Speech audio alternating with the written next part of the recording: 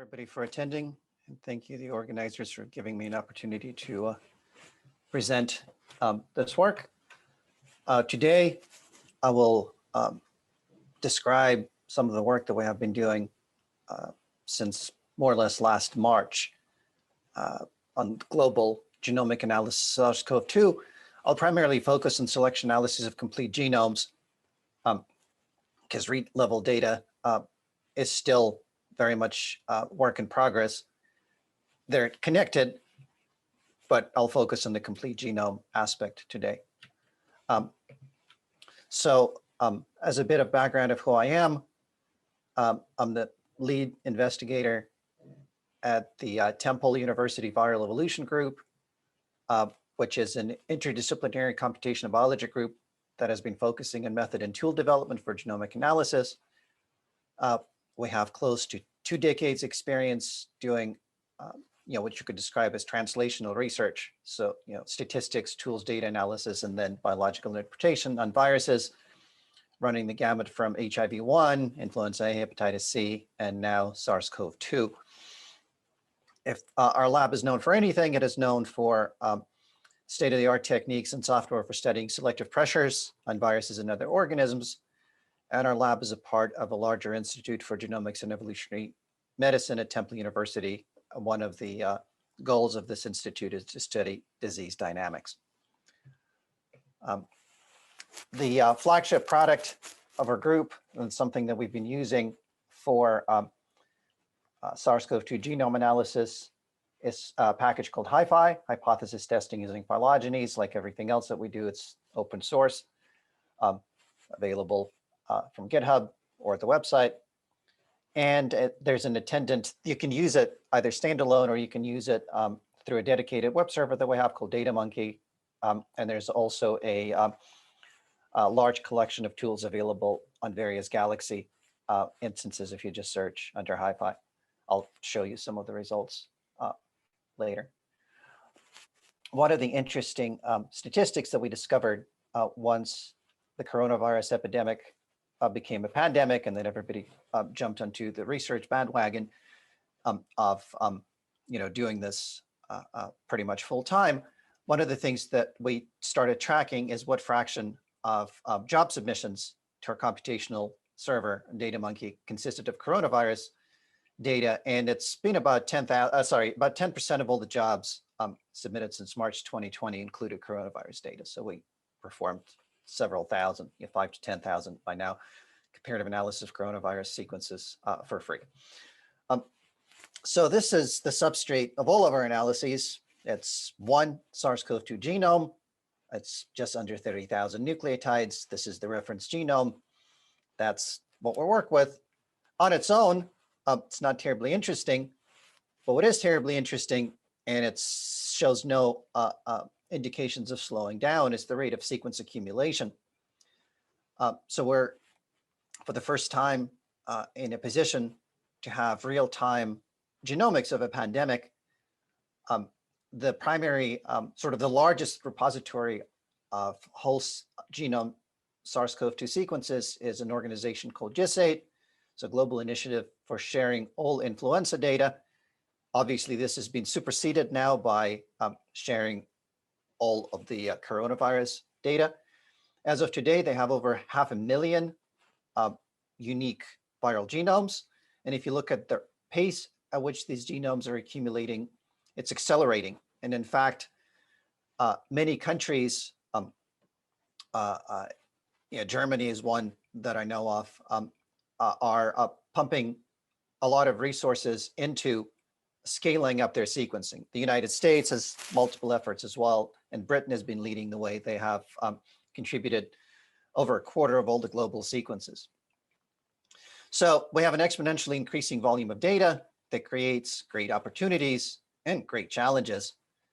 So what we do with these data is study patterns of genetic variation, specifically mutation and recombination in viral genomes. We study them using a variety of statistical methods and machine learning techniques, loosely speaking. And the goals are to infer the past, describe the current, and attempt to predict the future evolutionary trajectories of the virus. So The next step from a single sequence is an alignment of sequences, which already shows you some of the patterns that we observe. So for instance, here I'm showing you a small fragment of an amino acid alignment of a key part of the spike protein, which is responsible for cell receptor binding and cell entry in the virus. This is a part of the receptor binding domain.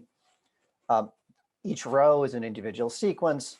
You can see that it's, there's a cluster of sequences isolated from South Africa, shown here with the red sidebar. And there's some reference sequences from, England, Australia, Ukraine, and so on. And I would like to draw your attention to just the patterns that obviously jump out. A lot of the amino acid sites show no variation whatsoever. You can scan down the column and it's identical in almost all of the strains, but there are a couple that show a very different pattern.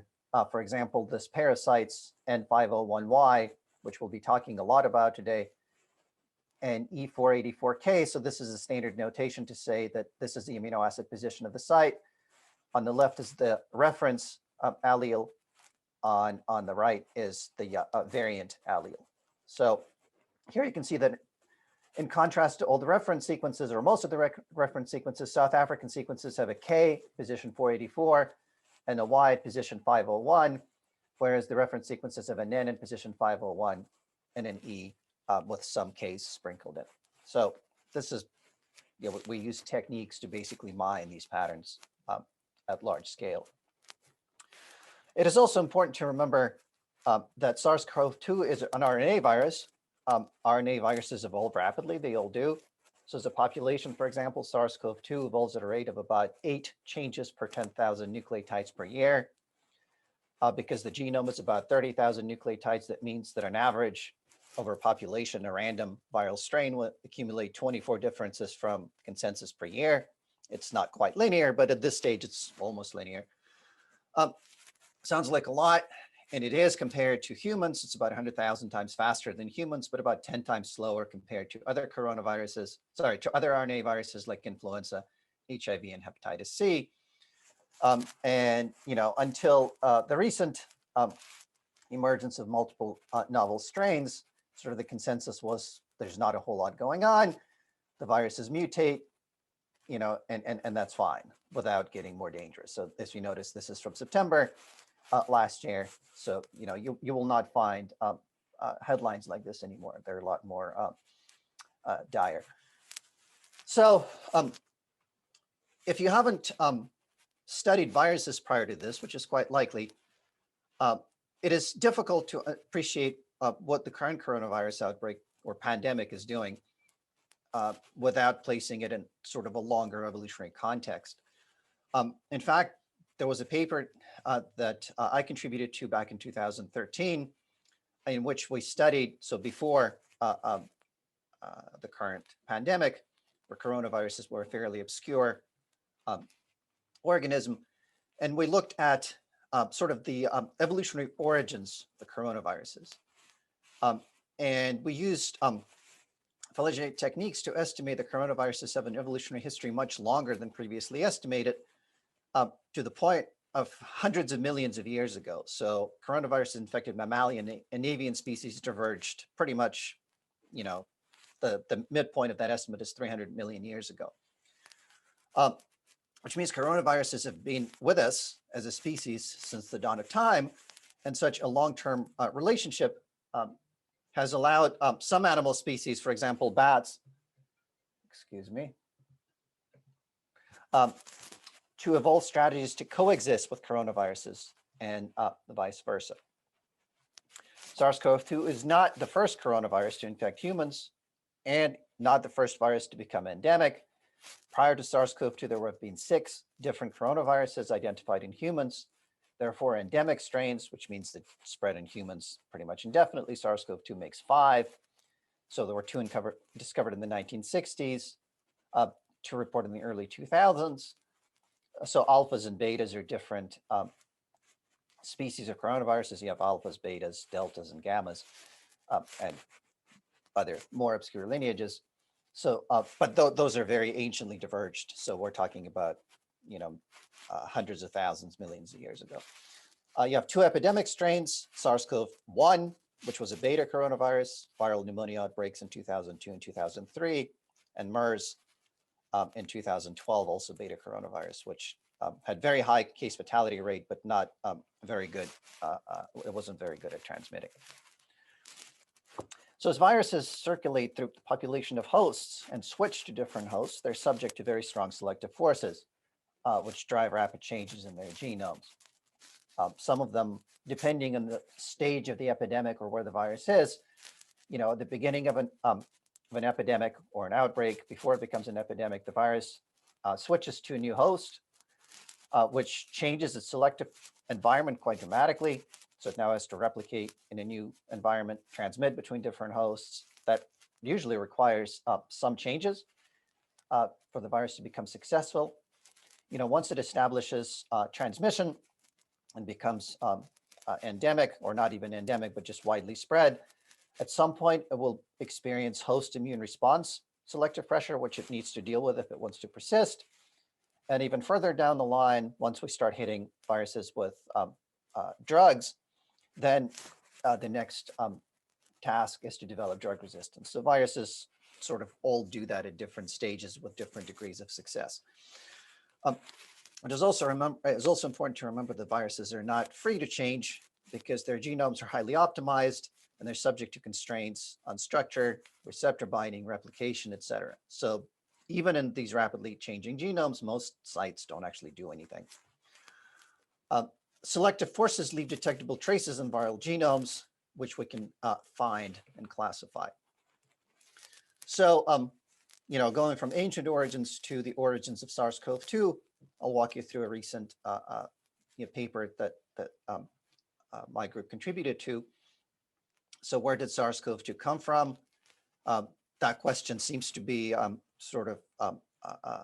raising up to the surface periodically. Even yesterday, there were a bunch of headlines that got pushed to my phone about, how the WHO-led study concluded there was very little to no evidence of lab source transmission, and concluded that the virus likely originated from an immediate animal host, which is what we see as well. So we can use sequence data from coronavirus isolates from humans, but also related species. So bats, pangolins, and other species we can build a phylogenetic tree like is shown here. So you can see the blue isolate up here, SARS-CoV-1. The red isolate is SARS-CoV-2. The red lineages are bat and pangolin lineages. They're sort of annotated with where we infer this particular lineage existed. So bats here, pangolins here, and the ancestor was in bats. And this is a time tree inferred using relaxed molecular clock methods. So you can go back to any particular split in this tree and trace it back down through the time axis and identify where it was. So the split between this bat lineage RMYNO2 and SARS-CoV-2 we date to about 1976. And if you take it further back in time to all the close lineages, this is basically, the Dark Ages, 1400s. So what this leads us to conclude that there's about 40 years of missing evolution that we don't have any intermediate samples for. But one of the questions that we had is, did the virus SARS-CoV-2 have to make a lot of genomic changes to become efficient at spreading in the human hosts?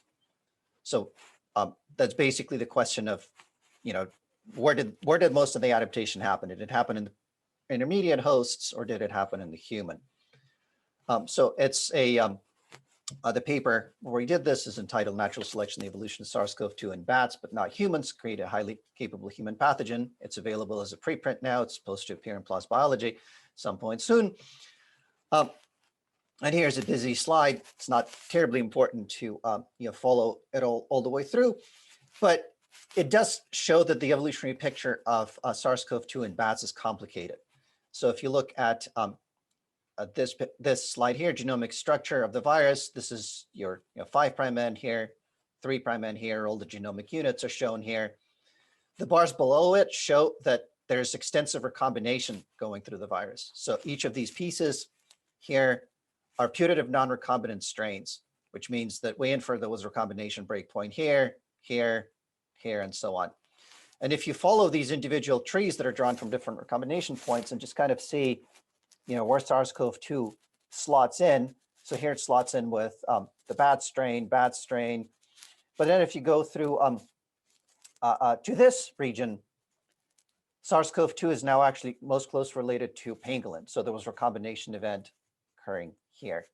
There was also signature of positive selection, which are these little red dots at individual sites. But most of the genome, these black sites, is actually conserved. And I would like to emphasize this point again, that even this is a much longer evolutionary scale than humans. So we're talking about, hundreds of years at least. Even at that level, most of the genome is doing absolutely nothing. It's conserved. So these black dots are either perfectly conserved or negatively selected. So the conclusion that we drew from this study, there were several. One is that we didn't find a whole lot of evidence of positive selection on the virus up to October of 2020, so the first 9 months of the pandemic. The logical conclusion, the logical reason for this is the virus simply didn't have to do anything because most human hosts had never seen a virus like it, so they could not exert strong selective pressures of the virus. And if it doesn't have to do anything, it will not. It's already adapted. If you look at the history of sarbecoviruses, which is a subset of beta coronaviruses to which SARS-CoV-2 belongs, it is what we would call a family of generalist viruses, which means that over long periods of time, they evolved the ability to switch hosts easily and rapidly. There's plenty of evidence of switches between different bat species, transmission to other hosts. This is absolutely normal and happens a lot. So once the virus emerged from most likely the bat host, it did not require many additional changes to spread among humans. Now, so this might indicate that the virus was pretty much primed for spread in the human population once it emerged from the bat reservoir. It had some adaptation that occurred in bats, perhaps over quite long periods of time, but once it got into the human population, it was basically good to go. And we could find viruses that were basically identical to the first isolated genome from December, circulating as late as April or May. So exactly the same. The original virus was good to go for a couple of months. It wasn't under a lot of pressure. Now, the downside of this conclusion that we have a generalist type of virus, that a future emergence or a combination event is likely, and such a, let's give it a SARS-CoV-3 quote unquote virus name, could be sufficiently divergent to evade either natural or vaccine acquired immunity, as demonstrated for SARS-CoV-1 versus SARS-CoV-2. So if you were infected with SARS-CoV-1, it is not going to confer protective immunity against SARS-CoV-2 because the viruses are quite different. One of the conclusions we can also draw from this is that in addition to battling SARS-CoV-2 itself, it would behoove us as a public health and scientific community to ramp up surveillance of the human-animal interface to identify things before they become pandemic. So SARS-CoV-19 causing viruses are here for the long term, unfortunately. Now, moving on to surveilling what's happening in the current SARS-CoV-2 genomic sample, the big question is which mutations matter. So there will be a lot of mutations because we're sampling a lot of different genomes. Most of them will occur at low frequencies and most of them are neutral or ignorable, but some are very consequential.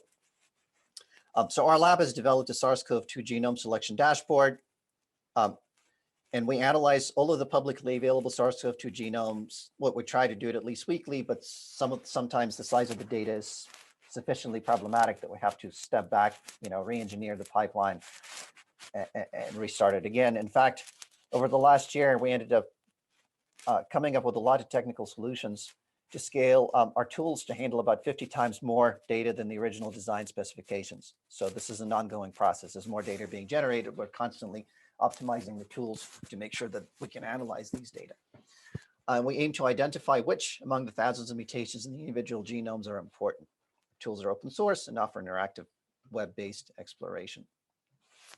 So to define what makes a mutation important, we basically need to come up with some identifiable attributes that would allow us to classify mutations into different bins. In this case, important or not important, or perhaps a scale of importance.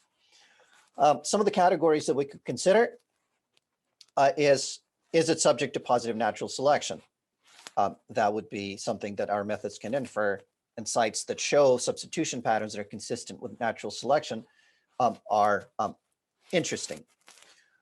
If in addition to this, the increase in frequency over time, that is a proxy for a sort of competitive advantage over other strains. Not always, but sometimes.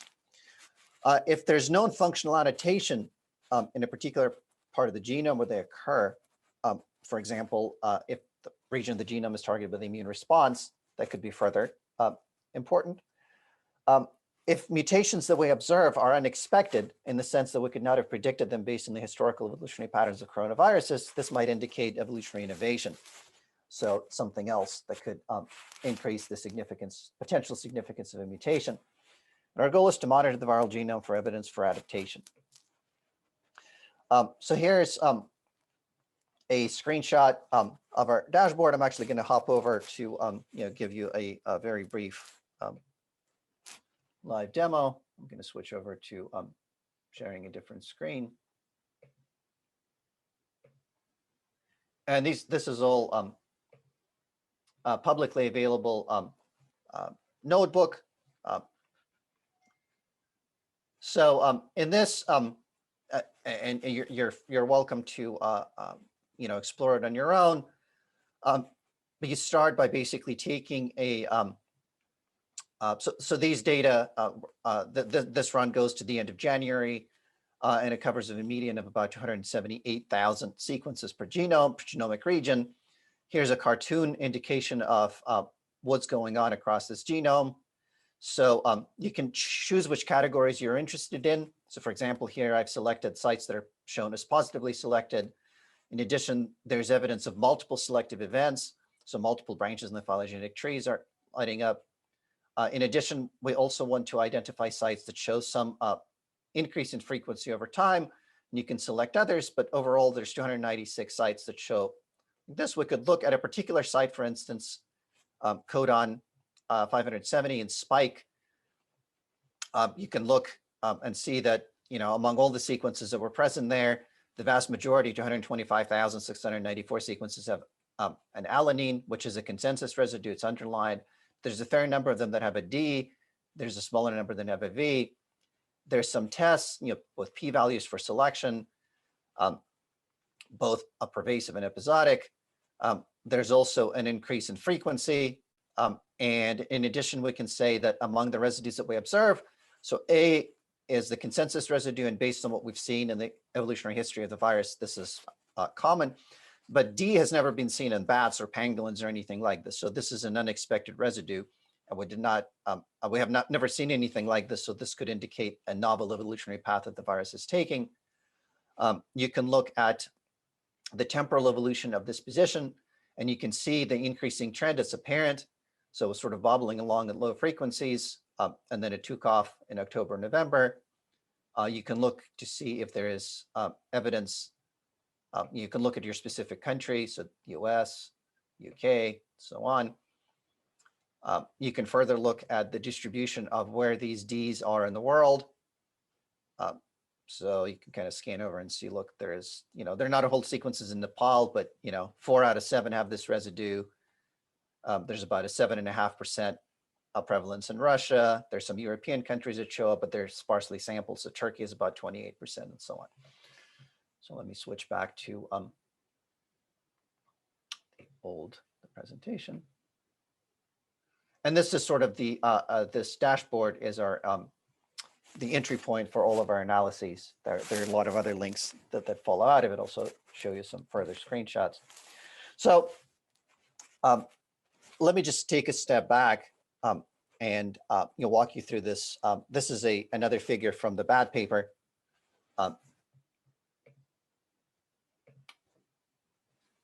Thank you for sharing the link. So a couple of things I would like to draw your attention to is that you can ignore panel A for now. It's not important. Panel B, and this goes up. These are fairly. This is from an earlier version of the manuscript, but it doesn't really matter. It shows the trends. So this analysis to the middle of summer last year. So we accumulate sequences at a very fast rate. So there's, at the time we did this analysis, we're about just under 50,000 sequences. But most of them are identical to something else in the database. So the unique number of unique haplotypes, which is simply defined as a unique sequence in this gene, grows, but it grows much, much slower than the total number of sequences. The next thing you can look at is panel C, which shows you as we accumulate more and more sequences, we accumulate more and more variants. So this trend here shows you the fraction of sequences that have at least one nucleotide difference from consensus. And you can see that already by the middle of last summer, 90% of the sequences, 90% of the positions in the in spike had at least one minor mutation. 80% had at least one amino acid mutation. 50% had a nucleotide variant that was shared in 2 or more sequences, and 35% had a variant that was shared, an amino acid variant that was shared across sequences. So there's not a whole lot of sequence level diversity, but there's a lot of position level diversity just because we're sequencing lots and lots of data, and genomes are not error free. So most of those are actually low frequency variants or errors. We can also ask, is there any evidence of recombination, which would be another process. And this is something that coronaviruses do extensively. There's another link to an interactive notebook that you're welcome to explore, which shows you everything that we've done, but it's based on the same source of data. The only thing we're looking at is pattern of linkage disequilibrium. So this is a standard population genetics technique where what recombination does, it breaks up mutations that would normally be inherited together, right? And the longer the genomic distance between them, the more likely they are to be broken up. So if you have recombination operating in your genome and you look at pairs of sites that might covary, you would expect negative relations between how often they occur together, which is this R squared. 1 means they always occur together. 0 means they never occur together. And you'd expect this pattern to decay as the positions spread further and further apart in the genome, just because recombination, if it occurred, would break them up. We see absolutely no pattern to this. So there's no evidence that recombination is doing anything to break up these linkages. They occur at pretty much the same rates if they're close together or they're far apart. So we conclude that at the moment, there's no evidence of recombination in the genome. Now, I'm going to switch over to what actually has been happening in the last couple of months, and this is something that we're actively working on now, is that up to November of 2020, everything that we've looked at and everything that other people have looked at, there was a period of neutral SARS-CoV-2 evolution. So there's not a whole lot going on. But in November 2020, a dramatic shift has occurred in a couple of ways. So many more sites in the genome appear selected, but more importantly, and subject to very, very intensive research in the last 2 months, is there were 3 lineages or lineages of concern, or you might have heard them referred to by a variety of ways, that all share the signature mutation in spike from N501Y, or apparently this is called the Nelly mutation in popular culture, or so I'm told. Not sure why, but that's what the this mutation is. And the fact that there's a named mutation in popular culture, it tells you just how much SARS-CoV-2 has become embedded in our current society. So there were 3 different lineages that, for brevity, I'm going to refer as V1, version 1, because it arose or was detected first, V2, and V3. The first one arose in the United Kingdom, the second one in South Africa, and the third one in Brazil. And based on all evidence that we have phylogenetically, they occurred independently. So it's not that a lineage arose in the United Kingdom, then was transmitted to South Africa, then was transmitted to Brazil. So we do not, from all the evidence that we see, they're independent events, right? So these were not, they do not share a recent common ancestor, before the beginning of the pandemic. So a change in the fitness landscape somewhere has started exerting selective forces on the virus.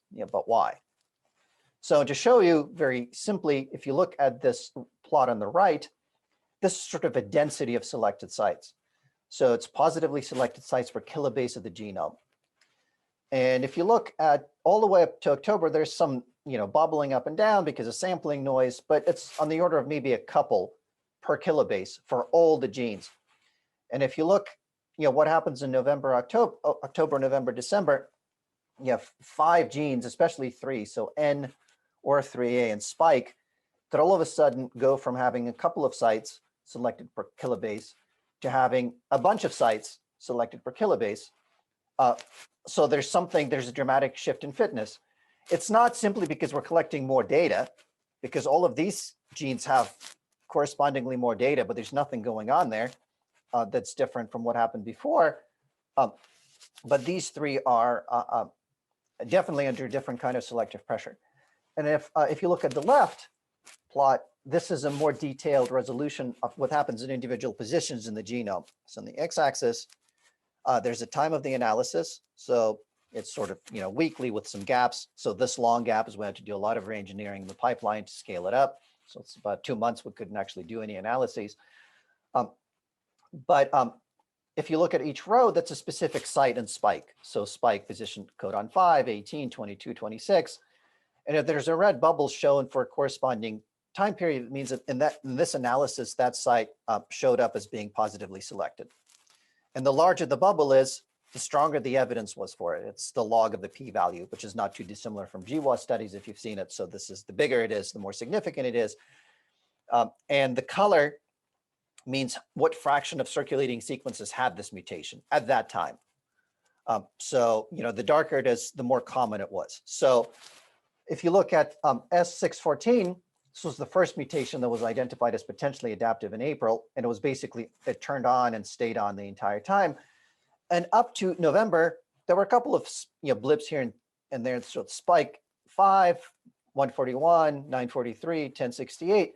But then in December, all of a sudden, you have this entire different behavior. All these other sites come in very, very strongly selected. So something's going on.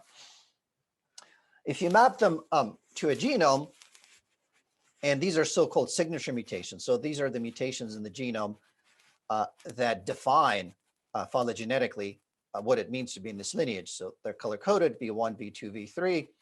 And look, a couple of mutations were stacked up. So there's a shared deletion in non-structural protein 6, which is shared identically across all of these 3 lineages.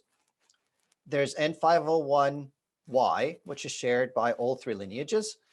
And there are a couple of positions that are shared by 2 of the lineages. So L18F, K417N, or K417T, and E484K.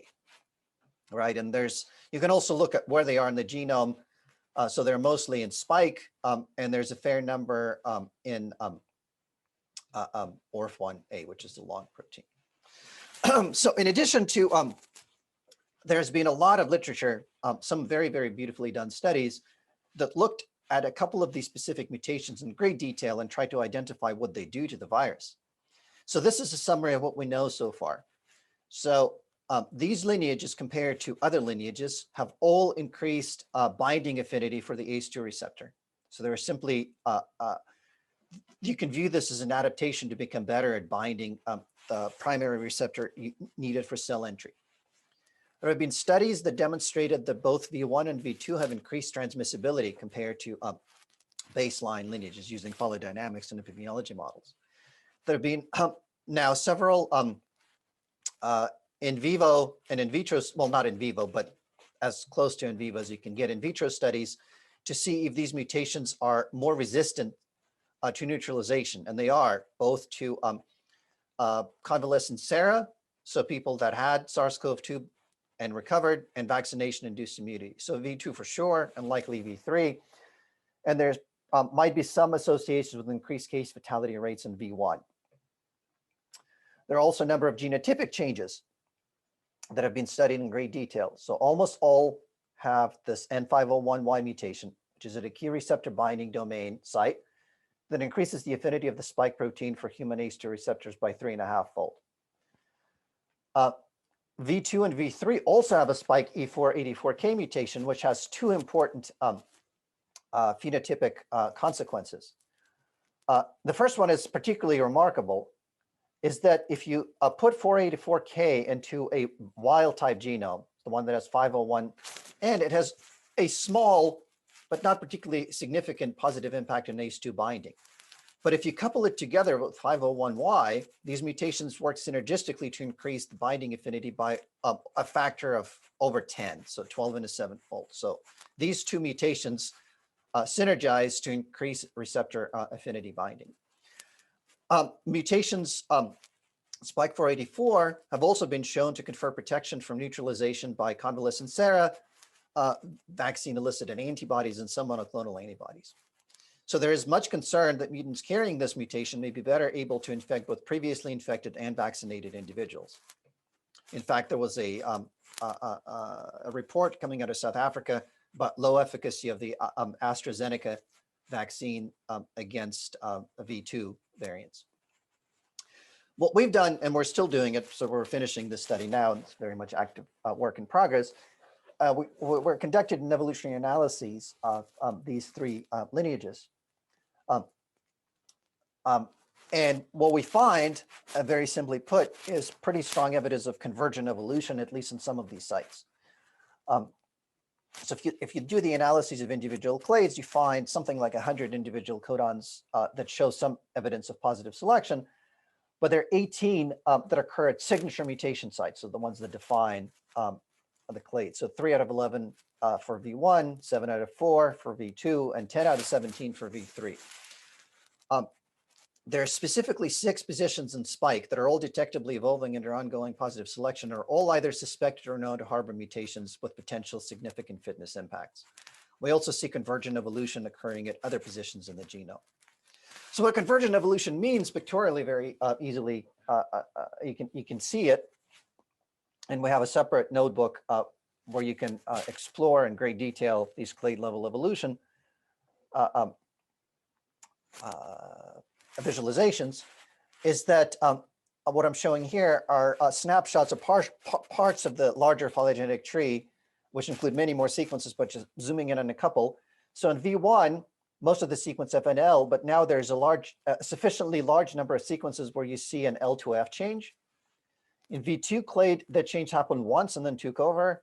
And in V3, it simply started having an F and stayed there, which means that these 3 clades, viruses from these 3 different clades that have different evolutionary trajectories, all seem to be probing or fixing the same change at the same position. And if you look across the entire spike, this pattern is actually present in many different sites. So, for instance, if you look at, position 484, which I mentioned, called out specifically as important for neutralization, escape, and affinity binding when coupled with 501, in all 3 lineages, so this is V1, V2, and V3, it's a signature mutation, which is shown here with these in V2 and V3. It is under positive selection in V2 and V3, and these areas indicate they're all converging to the same one. And you see the substitutions occur to E or K, E or K, or K. And everything in this table shows at least one possible mark of interesting evolution happening. The moral of the story is that basically a signal of selection and convergent evolution all over functionally important sites in the spike protein, which taken together might indicate that the virus is doing something that is similar across all these different clades. Now, the obvious question you might have is of what happened in November to change this sort of languid neutral-like evolution of the virus, relatively speaking, to this burst of activity, the emergence of multiple lineages. The short answer is that we don't know for sure, but we can speculate and we can propose some of the possible mechanisms. So it is clear, based on what the genomic data are showing, that subset of mutations within these lineages almost certainly provide fitness advantages. Gave you some evidence prior in terms of improved affinity with the receptors and escape from neutralization or immune response. But by definition, for a virus, the only thing that really matters, as for anything, fitness is the ability to perform onward transmission better, which, compared to other viruses would give it a higher reproductive number. And there's indication of convergent evolution. What are the biological underpinnings of these advantages? So there are two sort of distinct possibilities. One is that 501Y lineages might be better at infecting people who have been previously infected.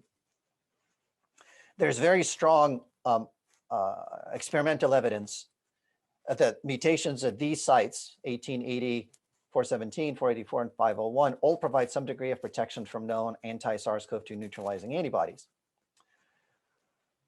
In order for this to matter evolutionarily, it means that the virus needed to infect frequently enough people that had pre-existing immune response. And there's some evidence to argue that it might have occurred. So for example, V2 and V3 first emerged in high to medium density population centers with high rates of seropositivity, meaning people that were previously infected, in October of 2020. So the Nelson Mandela Bay for V2, we estimate, very roughly speaking, there were about 200 seropositive individuals per square kilometer. Manaus is about 81 seropositive individuals per square kilometer. However, there's not a clear-cut explanation because V1 doesn't quite fit into this story. Very few of the signature V1 gene mutations are known to have any strong impact on antibody binding. And data show that V1 likely has limited immune escape adaptations. Furthermore, it looks like that in V1, the British lineage, ongoing selective pressure is actually forcing it to acquire some of the mutations that V2 and V3 had. So there's ongoing evolution in the V1 lineage, which means it was not necessarily pre-adapted for immune escape. So what are some of the alternative explanations? These lineages might produce more particles at anatomical sites suitable for optimal droplet or aerosol transmission. There's not a whole lot of published evidence, and what evidence is published is contradictory for V1. They might produce particles that individually have physical properties that increase their survivability during transmission. We have no data on this at the moment. They have molecular features that make them better at entering human cells. It is definitely true that having both 501 and 484 mutations increases binding affinity through epistatic synergistic effects. And if you focus on this, then you can sort of unroll it a little bit further to say that increased ACE2 binding affinity could by itself contribute to the evasion of pre-existing immunity. Simply by changing the kinetics of binding and cell entry, it might shorten the time needed for the viruses to enter cells and therefore shrink the window of vulnerability to antibodies. The time required for viruses to enter cells could also be reduced in V1 and V2 by optimization in a different part of the spike that I haven't talked about, furin-mediated priming of spike and ACE2 binding. These have not yet been tested in the lab directly. I'm sure it's ongoing right now, but we do find evidence for convergent evolution at sites near the relevant epitope. And we also find evidence of coevolution between receptor binding sites improving ACE2 binding and sites near the furin motive, which means that some of the viruses tend to accumulate mutations at both of these regions more frequently than you expect by chance. So why October, November in 2020? Again, a couple of explanations. One possible explanation is that you had a fitness landscape change in October because the virus up to this point, SARS-CoV-2 had been evolving in pretty much naive population, and all of a sudden it started encountering immunologically experienced individuals. And that means that the fitness landscape changed. So what used to be the peak adaptive virus is no longer a peak adaptive virus, so it needs to change. The precise cause for the selective shift is unknown, but increases in seropositivity and possibly the relaxation of transmission prevention measures are obvious candidates. However, there are other explanations, especially for V1, that might be more likely.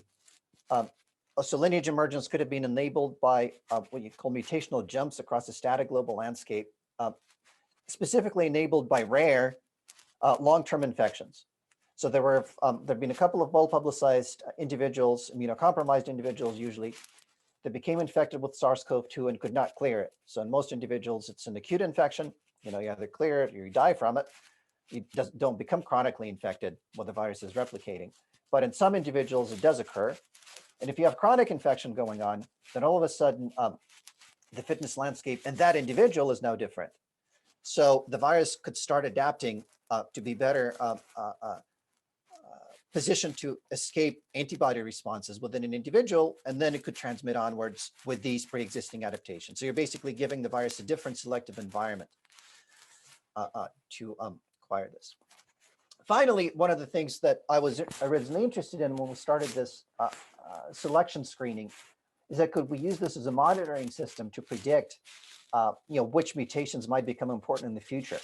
And a very simple analysis of the point, and this picture kind of tells you that we could do it pretty poorly. I mean, we can do better than zero, but we can't anticipate what the virus is doing, which unfortunately is, has historically been true in most of the attempts of trying to predict viral evolution.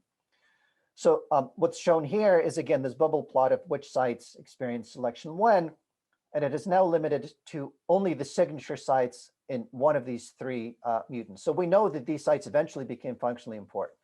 So the question is, could we have seen this occurring prior to their emergence? And the red line is pretty much prior to the emergence.